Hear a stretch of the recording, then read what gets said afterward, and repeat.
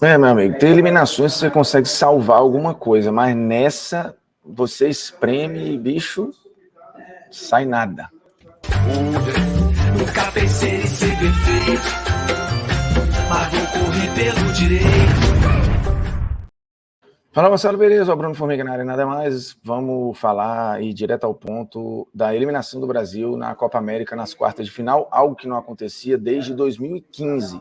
Lembrando, 2015 também foi um ano muito crítico, uma eliminação muito crítica para o Paraguai, também nos pênaltis, e era um momento ali de pouca esperança, de transição, era um momento pós-traumático, né? Porque você tinha ali o 7-1 um ano antes na Copa do Mundo, uma troca de comando que as pessoas acreditaram muito pouco que era o caminho certo, né? Quando você teve o Dunga voltando para a seleção, e no final das contas acabou que a eliminação confirmou o que muita gente acreditava, né? Que a gente estava em crise, que as perspectivas eram poucas ou quase nenhuma, de que a geração não sustentava, de que você tinha pouco talento, e discursos repetidos que, quando a eliminação veio, para essas pessoas acabaram confirmando essas teses. E agora a gente vive um contexto muito, muito parecido, né? De pouca esperança.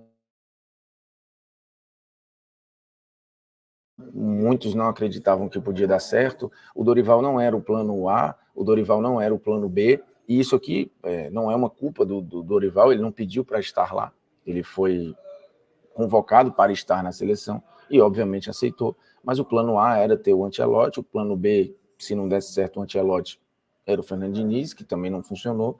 Então a gente foi comandado na Copa América pelo plano C da CBF. E, por enquanto, a evolução ela é pouca ou nenhuma. O Dorival permanece invicto? Permanece invicto. A derrota nos pênaltis ela não vai contar como uma derrota oficial, né? O resultado oficial do jogo é empate. Então, o Brasil ele é eliminado invicto da Copa América. O Dorival segue invicto desde que assumiu. O que isso diz sobre o trabalho do Dorival? Pouca coisa ou quase nada. Assim, do ponto de vista tático-técnico, o time evoluiu basicamente nada, e o Dorival acho que toma algumas decisões ao longo da Copa América que são muito questionáveis. Então você tem um acúmulo aí, assim como tinha em 2015, que 2015, quando o Dunga assume, já existe uma antipatia e um histórico dele, que o trabalho já começa muito errado. O Dorival, podia ter gente que rejeitasse, mas ele é uma figura muito mais simpática, dócil, de melhor trato do que o Dunga, assim, para estancar uma crise ali. O Dorival parecia ser um nome dentro do que era possível, um nome ok. E também ninguém está aqui para acabar com o trabalho do Dorival e achar que a coisa tem que ser interrompida agora. Mas que o trabalho é empobrecido de ideias e de aplicação de ideias, isso é fato. E acho que essa Copa América deixa isso muito evidente. Assim, o legado é quase nenhum. O Brasil fez jogos muito pobres, à exceção do jogo contra o Paraguai, que é mais um jogo do Vinícius Júnior do que necessariamente da seleção como um todo, mas um jogo de muita dificuldade de achar espaço contra a Costa Rica. Isso se repetiu contra a Colômbia e isso se repetiu contra o Uruguai. E aí esses dois adversários, que são até aqui para mim os dois melhores times da Copa América, são adversários que negaram espaço ao Brasil, que incomodaram o Brasil e que fisicamente superaram o Brasil.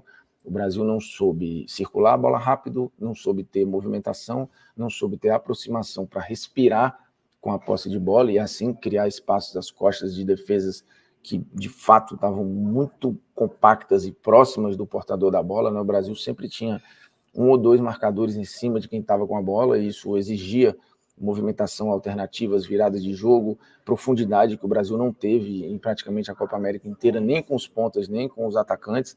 O Dorival tentou o Endrick como titular, o que para mim é um ponto à parte aí, porque era o que todo mundo queria e acho justo, mas foi bem contraditório em cima do que o próprio Dorival falou para justificar o Endrick não ter sido titular na primeira fase, quando o cenário era mais simples, né? Quando o cenário era mais convidativo. Então, o Endrick só foi titular quando a corda apertou e só foi titular porque o Vinícius Júnior estava suspenso, uma suspensão boba, um cartão absolutamente infantil no início do jogo contra a Colômbia e que sim, acho que é passível de críticas. A Copa América continua, a Euro está aí também na sua reta final, tem Campeonato Brasileiro bombando com uma liderança sendo disputada rodada após rodada. A Libertadores volta em agosto, daqui a pouco tem volta da Copa do Brasil, então assim, tem muito ambiente para palpitar, né? Eu, por exemplo, acreditava que no Brasil e Uruguai ia sair gol, né? Eu imaginava um jogo duro, um jogo muito físico, mas eu imaginava que ia sair gol. Quem olhou ali para a falta, para outros mercados, talvez tenha se dado bem. Então, para você que tem essa sensibilidade, este olhar aguçado, ó, o QR Code está aqui, você entra, se cadastra, começa a brincar com responsabilidade, lembrando, esse recado aqui é para quem tem 18 anos ou mais, então é sempre para jogar com responsabilidade e deixar lá o que você pode perder, beleza? Eu vou deixar aqui o banner enquanto a gente conversa, mas fica muito evidente que o trabalho do Dorival recebe críticas por um acúmulo, né? O Brasil, vale lembrar, está eliminado da Copa América, está fora das Olimpíadas de Paris e é o 6º lugar nas eliminatórias. Então, como disse a TNT no Twitter, o momento ele é bem complicado para a nossa seleção e, de fato, existe uma crise acumulada.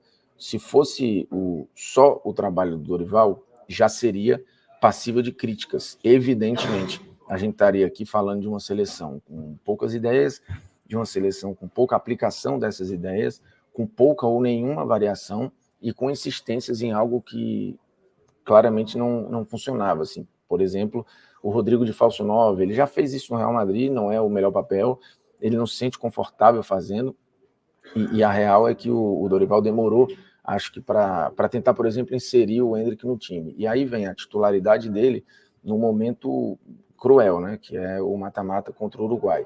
Se você reparar, o Dorival ele diz no início da Copa América que precisava ter paciência e calma com o Endrick, que as coisas iam acontecer paulatinamente. Ele está certo.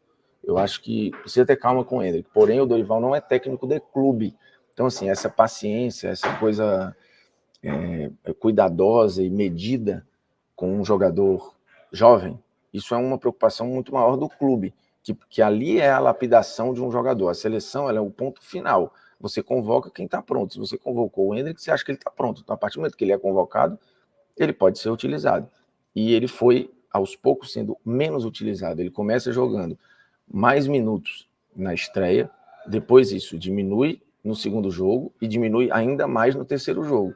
Então você tem uma minutagem decrescente do Endrick, o que contradiz um pouco o que o Dorival estava falando de ir aos poucos e ir com cuidado, que dava a impressão de que você ia ter uma minutagem crescente, né? Ele ia começar jogando X, depois 2X, depois 3X, eventualmente sendo titular. O que aconteceu foi ele diminuindo a minutagem e na hora que a corda apertou ele virou titular. Assim, me pareceu contraditório. Não que a decisão fosse errada. Acho que o Endrick merecia já ter jogado antes. E não também que ele tenha jogado bem, tá? Acho que fez um jogo limitado, de pouca eficiência. Mas ele poderia já ter sido titular antes. A questão é, você sai de um reserva que está sendo cada vez menos utilizado a titular. Então me pareceu um pouco que o Dorival jogou para o universo, né? Falou, vou ceder as pessoas e vou botar o Endrick para jogar. E ele acabou não tirando o Endrick, né? Manteve o Endrick até o fim. Então, você tem uma seleção ali de pouca lógica, né? De pouco sentido fez as escolhas do Dorival.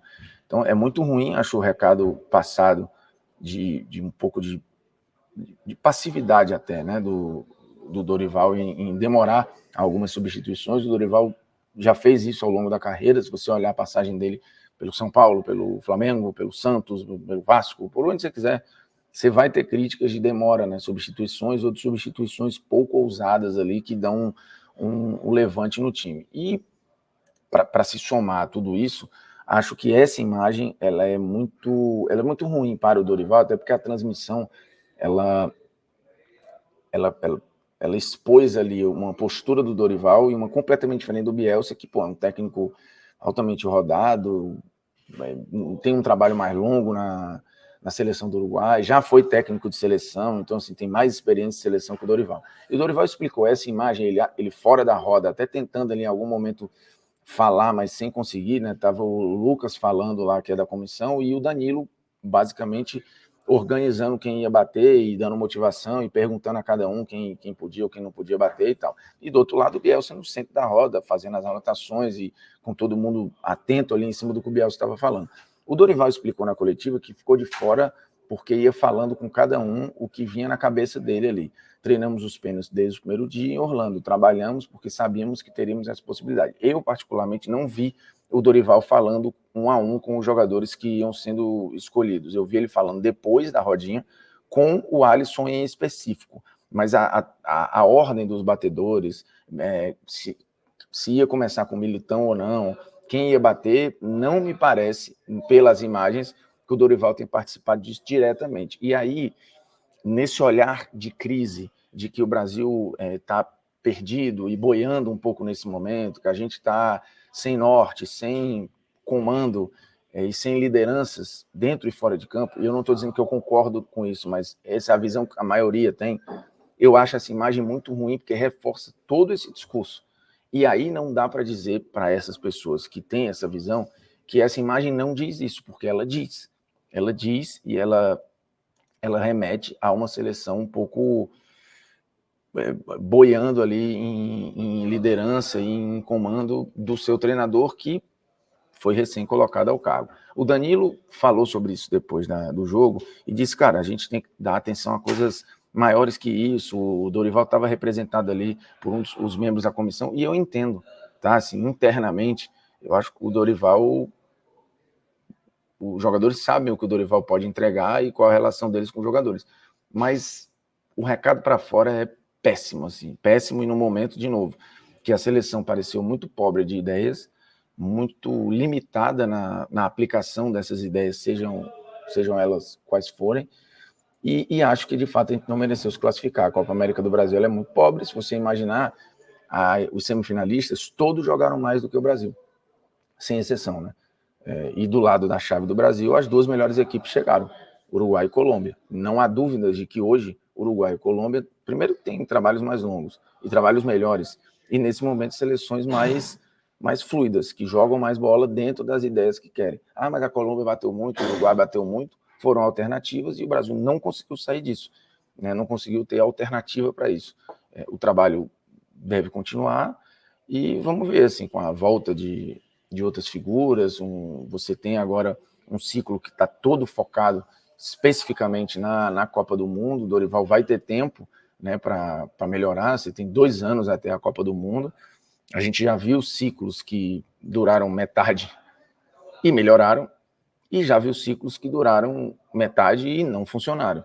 Então, a bola está com o Dorival. Ele vai precisar desfazer essa imagem de uma seleção pouco criativa, de poucas ideias e pobre taticamente, e dessa imagem de uma liderança mais enérgica, mais viva, um pouco mais, sabe, presente.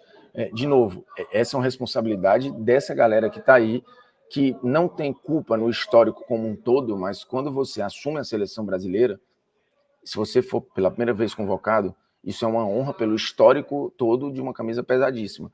Mas você também assume crises que são pesadíssimas, e é o que essa galera está tendo que administrar agora, assim, não tem muito ponto de correr, assim, só vai solucionar com resultado e com trabalho de médio prazo. Isso não vai ser resolvido na próxima rodada de eliminatória, isso não vai ser resolvido até a Copa do Mundo. A real é que a gente pode estabilizar a sangria, e isso a gente vai precisar fazer em jogos grandes, ou em amistosos como contra a Espanha e a Inglaterra, ou nos jogos aqui, de novo aí contra a Colômbia, Uruguai, Argentina, principalmente esses que hoje estão um pouco descolados do Brasil. Você tem que dar resposta nesses jogos, para as pessoas irem reconquistando confiança, até chegar na Copa e você ter resultado. A gente só vai sair desse ciclo de crise com resultado. É cruel? É. É injusto? É. Mas as coisas são como são, assim, não tem muito o que fazer. Eu sempre lembro de uma conversa que eu tive com o Tite em 2021, e que ele perguntou, cara, você acha que o trabalho só vai ser considerado bom se a gente ganhar a Copa? E eu respondi, para mim não, mas para a maioria sim. E é exatamente o que aconteceu, assim, o trabalho do Tite não foi ruim, mas ele é considerado ruim porque não ganhou a Copa. E aí? Como é que a gente muda isso, né? Só ganhando.